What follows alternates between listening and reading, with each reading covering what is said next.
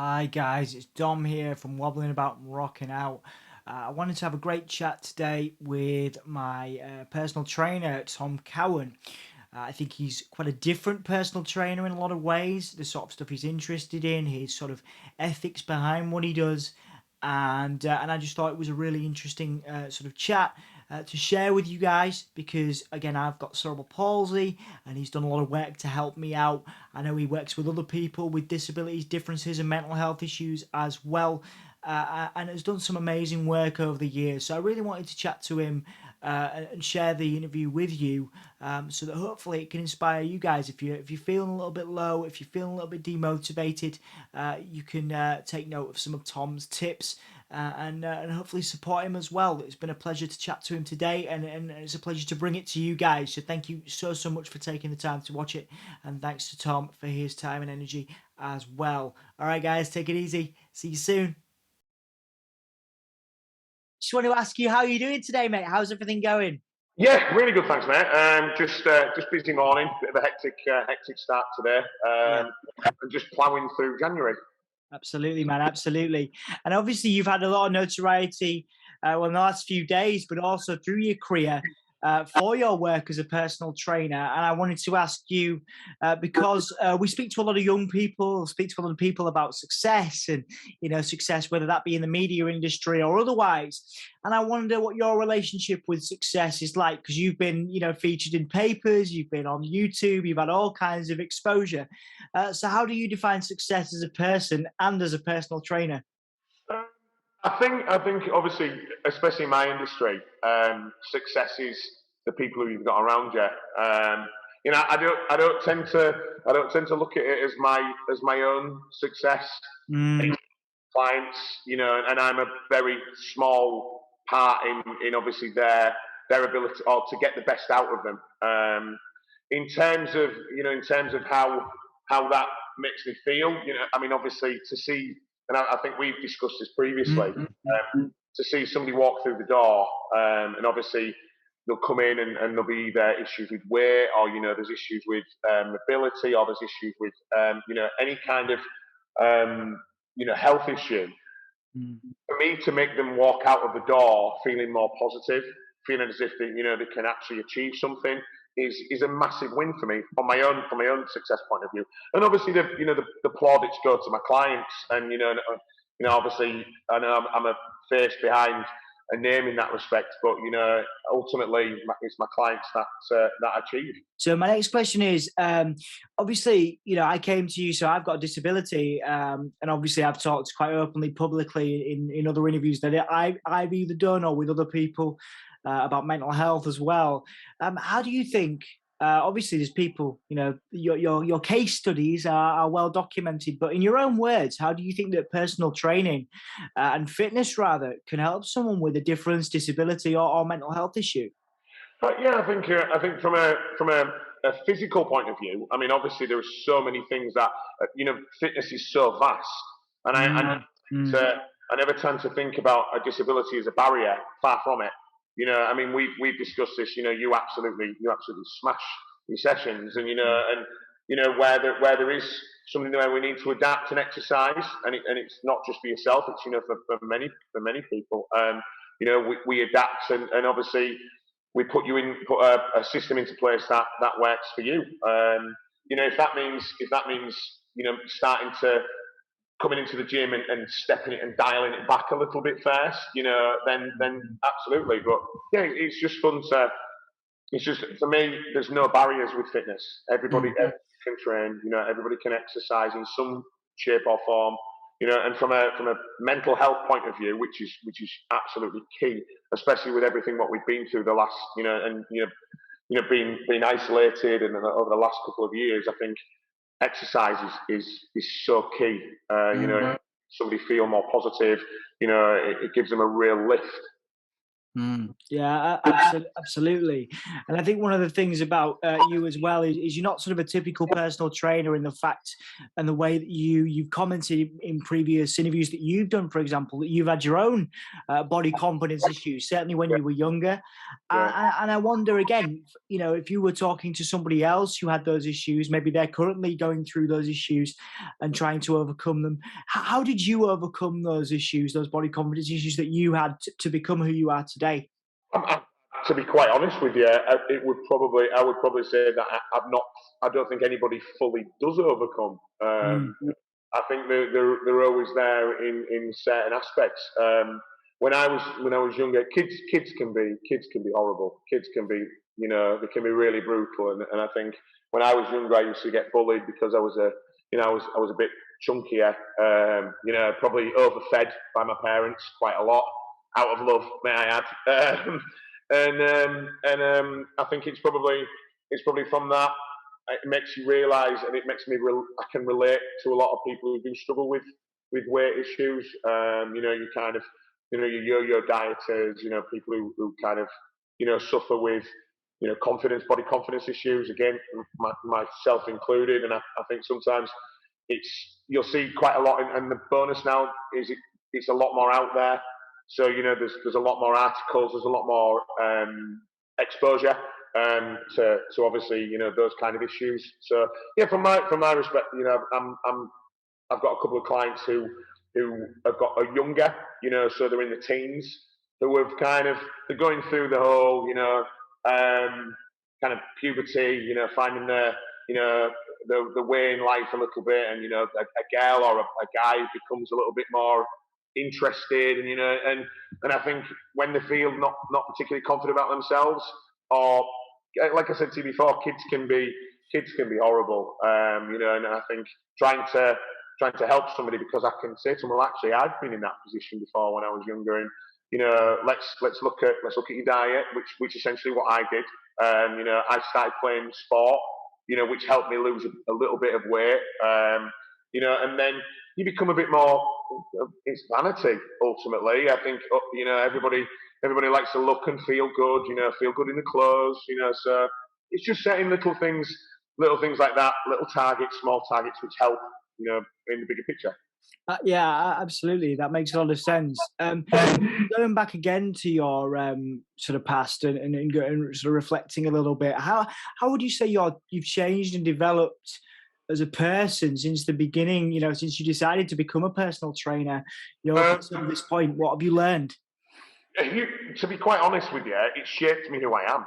Mm, To be fair, I feel as if as I've got older, because I deal with such a large amount of people and different personalities, it helps you become a lot more rounded. Prime example, you could have somebody walk into the gym who's super, super confident, has got a high flying job, and then I've got somebody who comes in who's a little bit less confident, who struggles with exercise. So you've got to kind of be able to adapt me onto there. So sometimes you've got to kind of be a little bit more forthright with a person, or ease it down a little bit, which ultimately defines me, and makes me. I suppose I'd like to be able to say that I can be able to deal and work with many different personalities and different traits.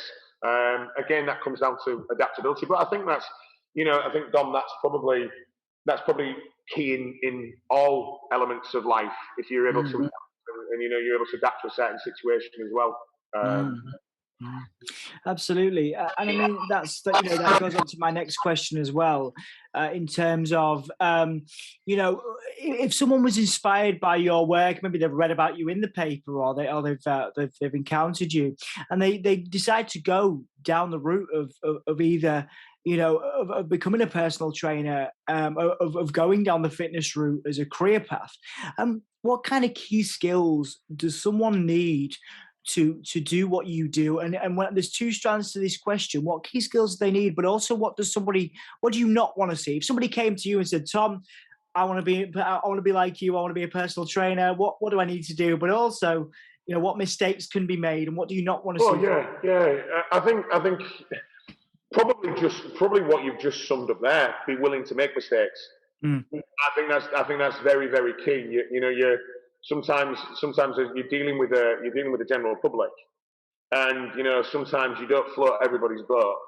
And certain methods are very very different. So you've got to be able to think actually. You've got to step outside the box and think, could I have dealt with this situation, or could I deal with this situation differently? And I think that's really really key. So, and also you've got to have patience. You've got to remain very again. I hark back to being adaptable. You've got to be able to adapt a program, not just for physical, but also how somebody walks in the gym. There's been times where I've had a session with someone and that person has been of low mood or something's happened outside of the gym, and we will literally just sit and talk. And we'll sit and you've got to be able to have some form of you know caution in when you're approaching people as well. It's quite difficult to say, right, you're going to jump on a treadmill and we're going to do 5K, and Yeah. you've just got to be aware that not everybody's levels of ability are all the same. So Mm. Yeah, absolutely. So being mindful of everybody's capabilities. absolutely, you've got to have that. You've got to have a little bit of humility about you as well. You've got to be able to, you've got to be able to understand, certain issues that are going on at work or at home with clients as well.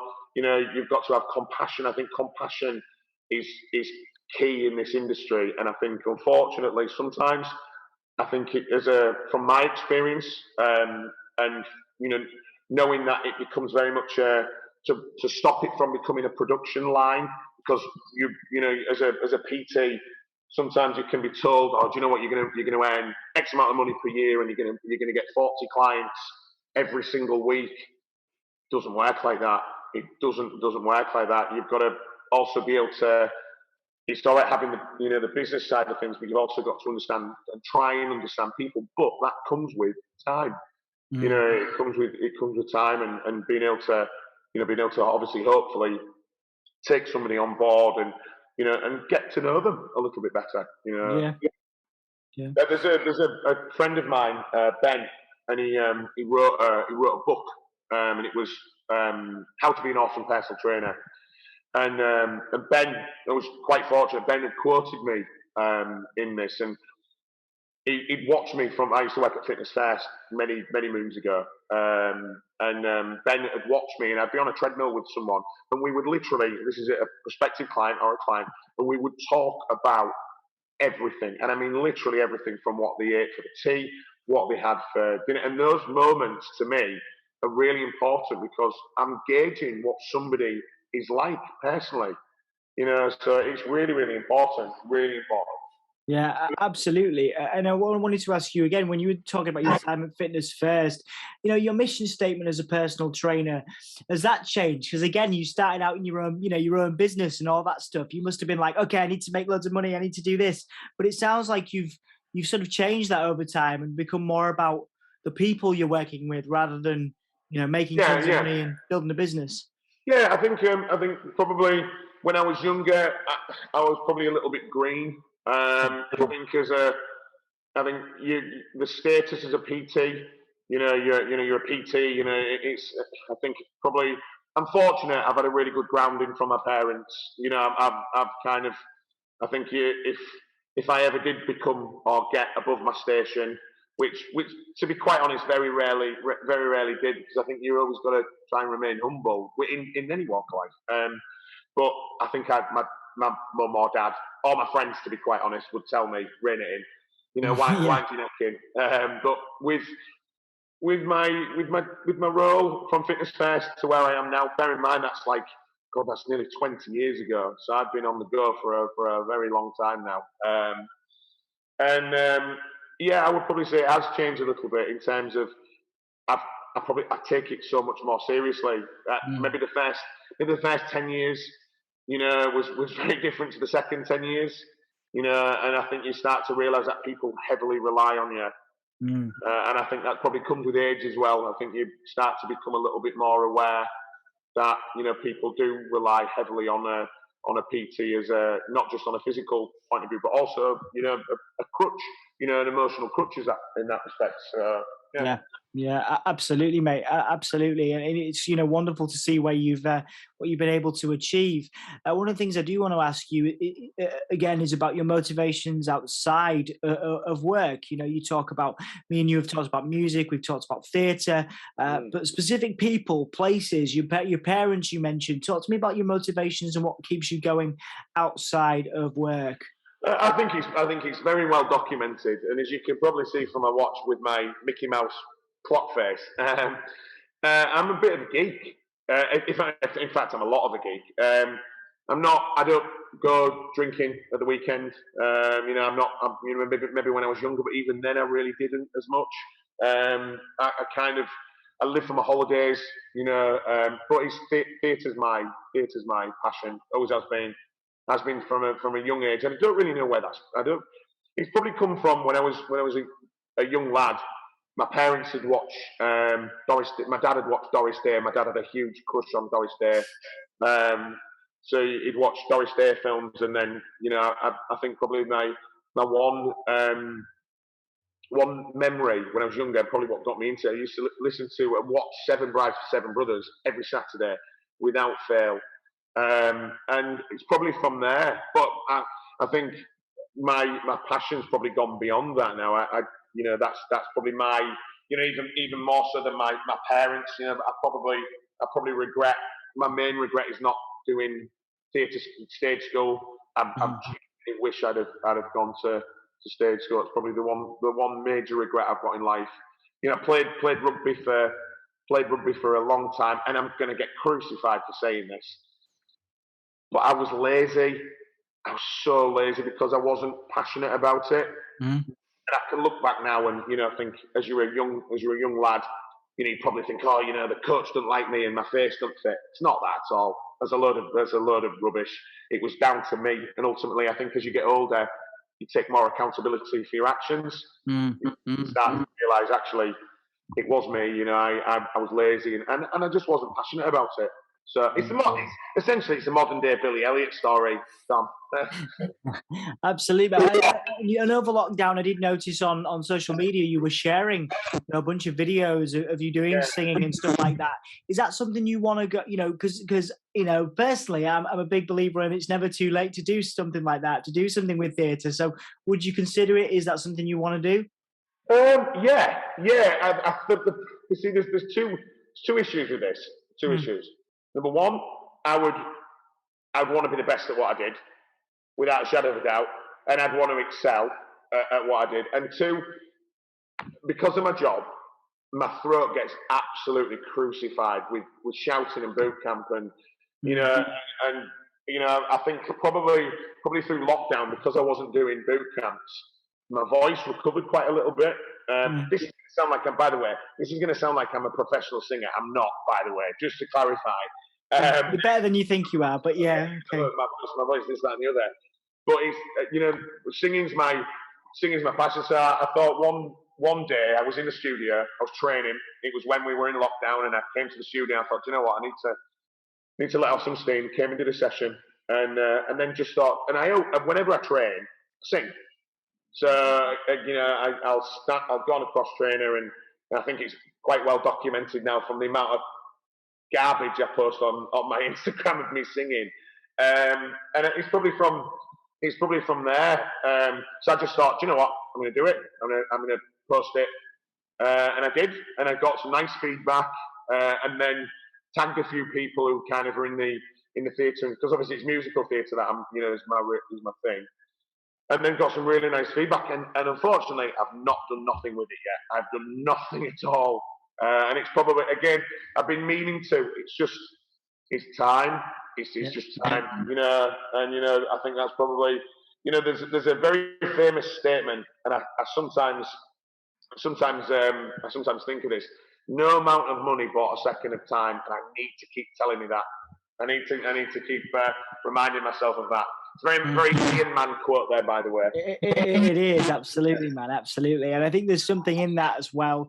I think again, the possibilities there for you are Well, it is possible that you could do that theatre stuff, and I think the great thing about you again is that you don't fit the mold of a typical personal trainer, and I think there's something in potentially sort of asking you if somebody else, looks a certain way, looks like the typical personal trainer, but is a little bit, a little bit afraid to let that side of them out because I know you haven't always been 100% confident to Yeah, talk about your theatre and you sort of your geekery, so to speak. yeah, What would be your advice for anybody else who's maybe maybe suffering with that little, oh, I can't, I'm worried about what other people are going to think of me if I let yeah. this side of myself out. Do you know what I mean? Um, do it. In all seriousness, I think nowadays I've always I think I probably when I was a little bit younger, even up to about 2 or 3 years ago, Mm, uh, I probably was worried about what people thought, probably a little bit too much. And I think as I've got again, it's almost like I had a little bit of an epiphany. hmm And you've got to have thick skin. And ultimately, you're either someone's and I was in someone's story, you're either someone's hero or someone's enemy. You can never kind of you can't please everybody. And I think there's probably one thing. So the only advice I would give is just go for it. mm, If I could go back 10, 15 years, there's so many things I'd do differently. And I don't live by regrets at all, because I think every decision that you make, you own it at the time. But I would definitely change certain things that I would do without question. One being theatre. I would do something. I would be a bit more less worried. But I also think as well that because of social media and how prevalent social media is nowadays, you wouldn't have the opportunities 10, 15 years ago as what you would do now. yeah, So yeah. yeah. Yeah, So still time, man. Still time, as we say. We'll do 3 or 4 more questions now. Then I think one of the things that again we touched on a little bit earlier was the mental health side of things. And again, one of the things that I get quite a lot from young people is they might be a really talented creative. They might be really talented at their work, but if they're having a bad day, and a really bad day, they struggle with getting out of bed, just getting out of bed, just getting things done. And I want to ask you, as somebody that certainly appears, you're always very positive, always very motivated. Can you talk to me about your bad days as much as you can, and what you do to get yourself out of bed in the morning on those days when even yourself has to struggle? um, reliance. People, my ways. People rely on me. Mm, Um, it's going to sound. I've got a dog, as you mm, know. My dog is the most adorable, beautiful little soul.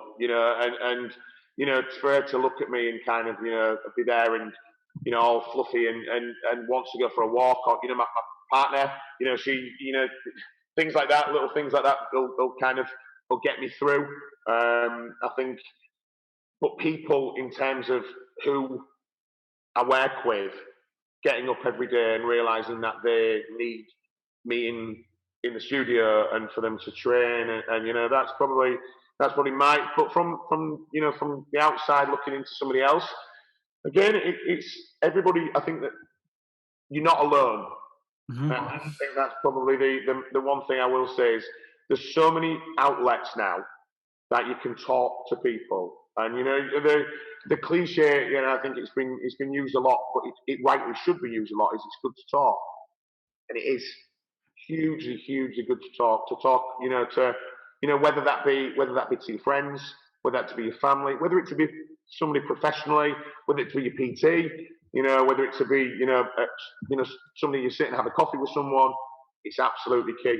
If you feel low, if you feel down, if you feel as if you've got the weight of the world on your shoulder, and there'll be somebody there who feels the same, and talking about that helps massively. Absolutely, mate. Absolutely. Couple of quick fire questions then, before we finish off and wind it down. Favorite music, top 3 favorite musicals, and why? Oh, wow. I don't know about winding it down. This is going to probably wind it up, mate. Miss Saigon, Miss Saigon, because I went to see it with my 2 best friends, Chris and Nikki, just the 3 of us. And there were moments in that musical where we were sat next to each other. Nikki was like my sister. We both turned and looked at each other and was like, wow. You know, and that's probably, and the music's incredible. It's beautiful. It's a beautiful musical. Wicked, Wicked, because I've seen it 8 times. Which 8 times? Why would you see something 8 times? Um, and I'd probably say Les Mis. But again, this is closely tied with numerous other. I went to see Waitress recently, and that was amazing. Yeah. And there's a chap who I really wanted to see. He's a really big musical performer, a guy called Joshua Henry, and he was starring in it, and he was performing, and he was amazing, and I'm completely awestruck by him. Yeah, I'd probably say Les Mis because it is simply, you know, it's a mainstay musical theatre, Broadway and the West End. Yeah. I'd probably say Miss Saigon, which I'd probably, and then Phantom. See, mate, this could go on forever. Yeah, exactly. Phantom's great. I do love Phantom. I'm definitely taking my partner to see Phantom at some point. Okay, so this isn't for the wrestling podcast, give me a hull, yeah, but I also know you as a wrestling fan. So top 3 favorite wrestlers of all time. Wow, Hogan, number 1, has to be. Ultimate Warrior, number 2. Number 3. Wow, that's a question. I'm a big Punk fan. You know my thoughts on Punk. Yeah, man. Yeah. And again, I think it's probably because he's so good on the mic. I hate the fact that he left the industry for such a long time. I really wish he was in WWE again. That's going to probably piss off so many AEW fans. But I don't know. I think wrestling. I need to get back in. I need to really get back into. I used to watch Raw. I mean, obviously, I've been to Mania. You know, I've been to WrestleMania. I saw The Rock and Cena. Again, The Rock probably Stone Cold. There's so many. But again, I think the problem is, and again, because of the era we're in, everything's PG. We were fortunate that we went through the Attitude Era and we saw that, you know, and we were able to kind of be in its, you know, at the age I was at, watching that and watching The Rock and Stone Cold, and it was just the best thing ever. You know, it was just incredible. Good times for great sure. Times. Good times. So final quick fire question then: top 3 Marvel films and why? Oh wow, goodness me. Oh wow. Right, so I would say Winter. You see, I really like Winter Soldier. Yeah, I did too. Let's cap this. The first 3, so the Captain America films, Captain America, First Avenger, Winter Soldier, and Civil War. Especially, there were moments in Civil War where they literally lifted it from a comic book and put it on the screen. You know, Joe and Anthony Russo, unbelievable directors, and they've literally ultimately the guy who runs Marvel, Kevin Feige, is a huge geek, which to somebody who actually knows the kind of the lore of those comic books, and you know, to me that's amazing. Second one, I would probably say Endgame. Endgame is definitely simply because it tied up 11, 12 years of film for me. And I've been fortunate enough to do Comic Con, and I've been fortunate enough to do D23, and to see them all walk on stage and being in presence of Downey Jr., of Chris Evans, of Benedict Cumberbatch, you know, of obviously the late great Chadwick Boseman, you know, to be there, to see them all walk on stage, and then to have that on the screen was incredible. Third one, you see, the third Spider-Man, the new Spider-Man is incredible, simply because to have Andrew Garfield, Tobey Maguire, Tom Holland on screen is just like, wow. You know, who'd have thought that had ever happened? But I would go as far to say that's probably on a par with Guardians of the Galaxy. You see, Guardians of the Galaxy, for me, the first Guardians of the Galaxy, I watched it on a beach in LA, outside, watched the sunset, and the atmosphere was incredible. And to me, that's probably one of my other favourite Marvel films. Good questions, those, mate. I'm impressed. Yeah, what a wonderful summary of your taste there. Yeah, Two more to finish. Then, what is your message to those people who have supported you since the beginning of your career, and also the people that have yet to discover your work? So, tell me about the message for people that have supported you for your entire career, and any message to anybody that has yet to engage with you. just more than anything, an overriding thank you. For I've been fortunate to work with so many amazing people, and truly, and to be quite honest with you, the gym can be a really daunting place for anybody. And working one to one with somebody who maybe looks a little bit imposing. I've got a big head, physical stature, and I'm not exactly small. I would probably say just don't judge a book. Never, ever judge a book. Yeah, Sometimes, the to the people who know me truly, my clients like yourself, will probably get this, that we talk about everything in here, mm, and literally everything whilst working out and whilst training. I think to be able to get that balance is really, really, really key. To have that balance with, the whole training and working hard, but also knowing somebody personally as well, because you've got to be able to enjoy. I love my job, and I've got to be able to enjoy working with people. To those people who obviously, have kind of, I'm yet to work with, not just me, and not just me. There's so many good PTs, and not just me. There's so many PTs. So if you are considering having a personal trainer, do it.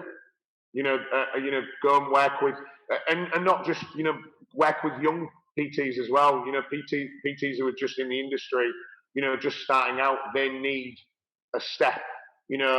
Have faith in them, because they'll have been trained, and they've been truly like newly qualified. They need to start somewhere, just like I did. And there's my peers, the peers who I look up to in my industry, Rich Callender, Ben Coomer, people who are kind of have got more of a social media presence than I am, and I'm not great in terms of building followings and stuff, because I've never really been about that. I'm about front facing, and and dealing with people. I would probably say people like James Smith, who's a bit more controversial than me, but he's out there and he's doing a great job, and he's getting the word of being healthier, being fitter, and maybe doing it in a way that's a little bit more, forward than myself. mm. There's a definite market there to do that. So Yeah. Yeah, no, I appreciate your positivity, man. It's one of the, as written about before, your positivity is, it captivates people, Eamon Holmes or otherwise. My last question is the plugging bit. It's the press and plugging bit, man. So where do you want to send people? Where can people find you? Is there anything you'd like to plug before we finish? yeah, just my personal training page, my Tom Cowen personal training page, my Instagram page, Tom Cowen personal training. If you look on there, you'll probably see videos of me singing. There'll be pictures of my dog. There'll be, but again, I'd like to say that I'm quite real. I don't hide behind anything. I wear my heart on my sleeve. I am what I am. I'm a massive nerd, and I just want to help people ultimately, and that's what the role of a PT is helping people. Absolutely, mate. I also need Absolutely. to get I also need to get some sleep, because my eye bags are terrible. Well, it's been a pleasure catching up with you, mate. It's lovely to hear from you again, and I look forward to seeing you again soon, mate. Yeah, you too, mate.